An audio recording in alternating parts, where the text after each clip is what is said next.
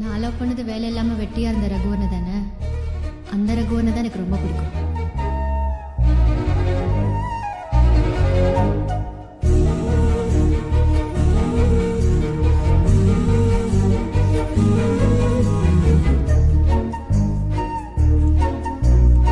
இறைவனாய் தந்த இறைவியே, இருளினில் காணும் ஓவியமே.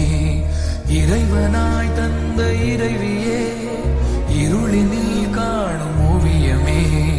துயரிலும் என்னை தாங்கும் தேவியே, உயிர் வரை உந்தன் மடியிலே. வலிகளை போக்கும் காதல் பார்வையில் உலகமே காலின் அடியிலே.